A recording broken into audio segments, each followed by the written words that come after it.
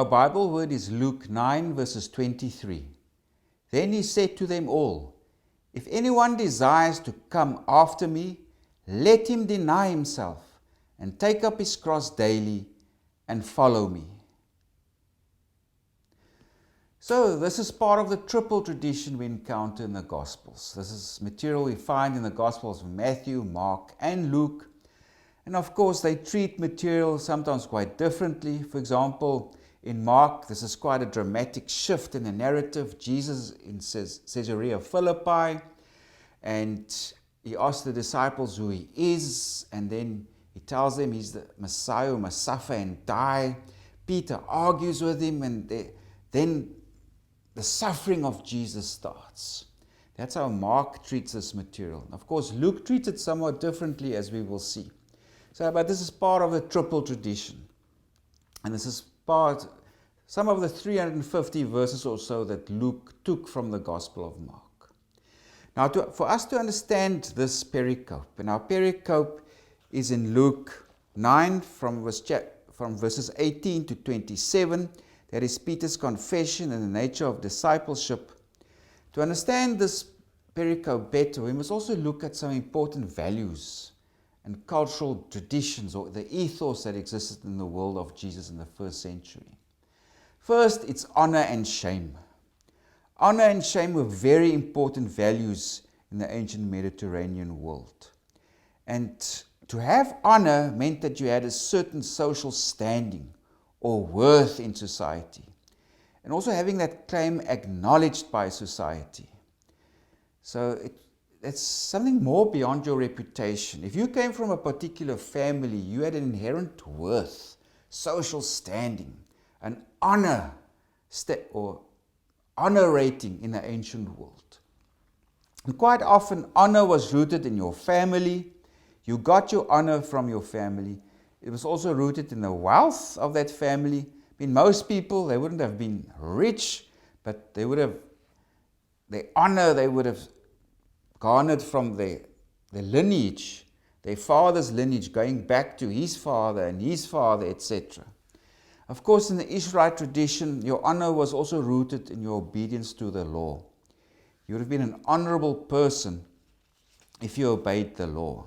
So honor was rooted in those three things for people in the first century: family, wealth, and obedience to the law. And also, to be in a state of shame, that would mean that you lack or you lose honor. You had to make sure that you preserve your family honor, that you promote your family honor, that you behave appropriately, etc. And of course, loss of honor could also be rooted in the loss of your family wealth. And there were many people who lost their family wealth because they lost their land through debt, etc. But remember this, whenever you read the Bible or the New Testament, honor and shame, it's always there in the background somewhere.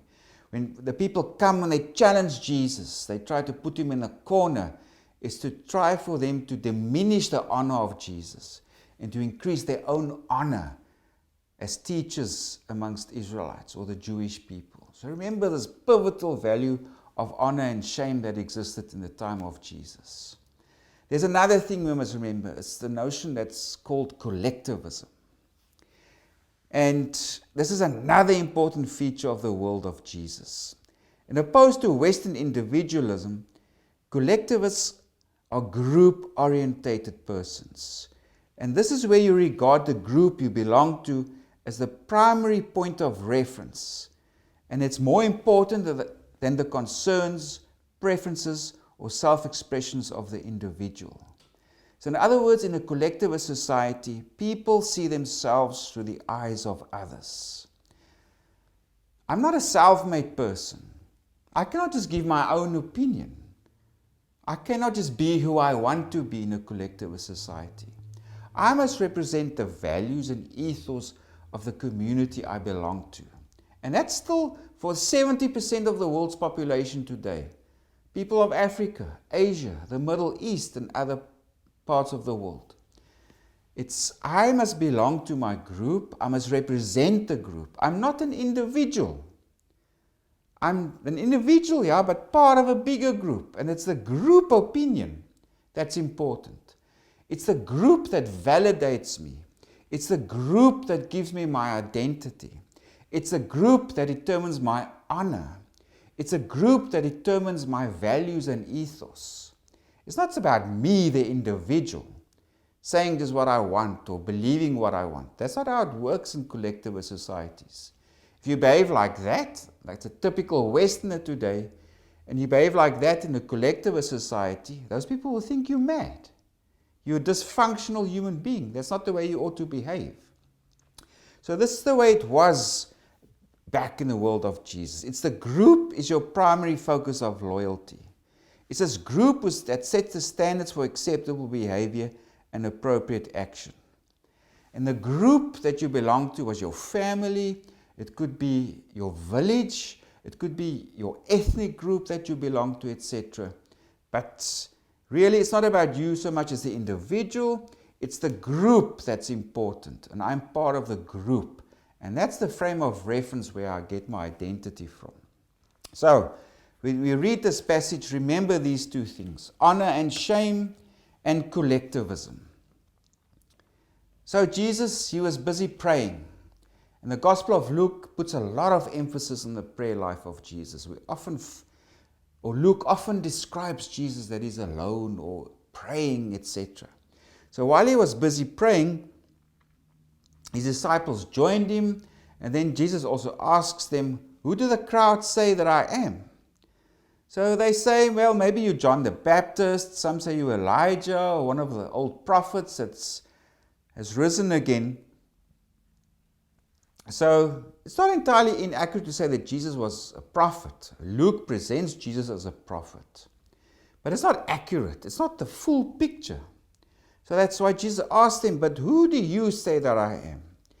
And then Peter answered and said, "The Christ of God." In other words, the Messiah or the anointed one of God. And this is the first time in the gospel that a human being acknowledges Jesus as the Messiah. The demons know it, angels know it, God knows it, but here for the first time there's a human being that acknowledges Jesus is the Christ, the Messiah, or the anointed one. But now comes another important thing for Luke. So you know that Jesus is the Messiah. Okay, that's good, but it's inseparable from discipleship. You cannot just say Jesus is Messiah and it's something separate from how you follow him. Because if you acknowledge Jesus as the Messiah, it's part and parcel of your discipleship, of how you follow Jesus. You acknowledge Jesus as Messiah, at the same time that also affects how you follow him and how you understand what following him means. So that's very important for Luke also to bring those two together. So, understanding Jesus as a prophet is okay. Then Peter recognizes now, the first human being to do so, you the Christ or the Messiah. Now Jesus also redefines the role of the Messiah. So Peter's correct. Jesus is the Christ. But now Jesus must also instruct Peter, this is what it means to be the Messiah. Just before our Bible word, it says, "The Son of Man must suffer many things, and be rejected by the elders and chief priests and scribes, and be killed, and be raised the third day." So Jesus gives a radical reinterpretation of what it means to be the Messiah. The Messiah will be put to death by the Jewish leaders in Jerusalem. The Messiah will not come and conquer the enemies and beat the Romans. He won't be a warrior king. He's going to come and be humiliated and defeated.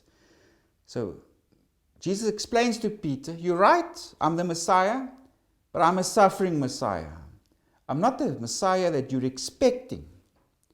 Now we come to our Bible word. Then he said to them all, "If anyone desires to come after me, let him deny himself and take up his cross daily and follow me."